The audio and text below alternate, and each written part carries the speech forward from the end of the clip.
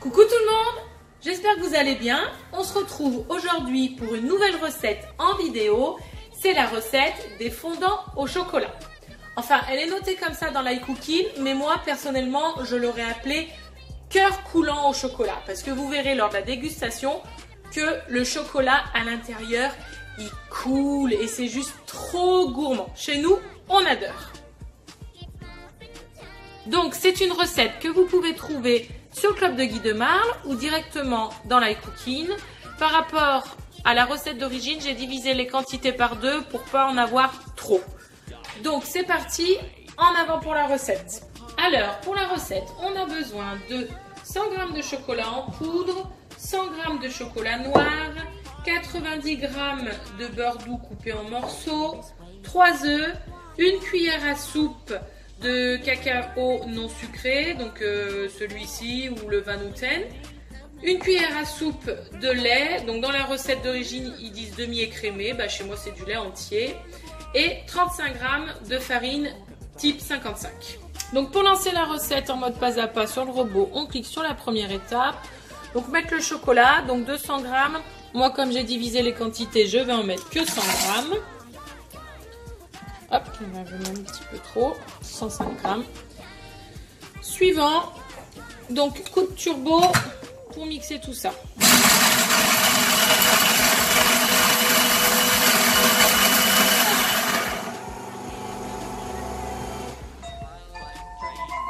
Voilà, ça fait du bruit le turbo, c'est normal quand on mixe du chocolat. Donc là, 90 g de beurre doux. On rajoute. Suivant, et c'est parti pour la deuxième étape. Étape terminée, on passe à la suite. Donc 100 g de sucre en poudre,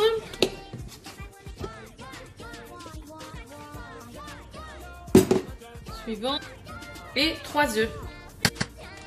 1, 2, et 3. Confirmé, et donc là c'est reparti. Étape terminée, on continue. Donc, une cuillère à soupe de lait demi-écrémé. Donc là, en fait, j'ai ouvert parce que moi, je trouve ça plus pratique pour verser la farine après, d'enlever le capuchon. Donc, une cuillère à soupe de lait.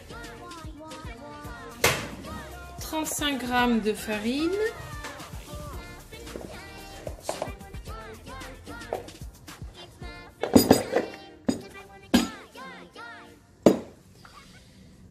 Et donc une cuillère à café de cacao amer. Je me suis trompée quand je vous ai annoncé les ingrédients.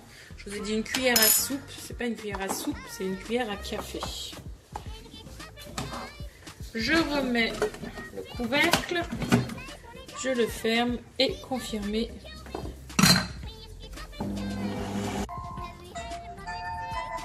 Voilà, étape terminée, confirmé.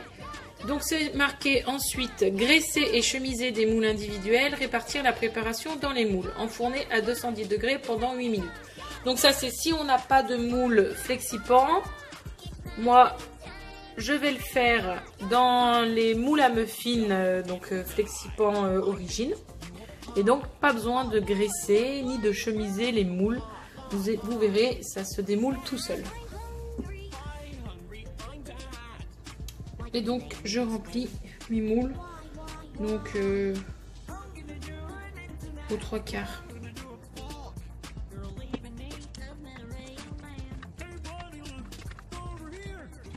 J'ai rempli mes empreintes, donc sur une plaque de 12 muffins, ça m'en a fait la moitié.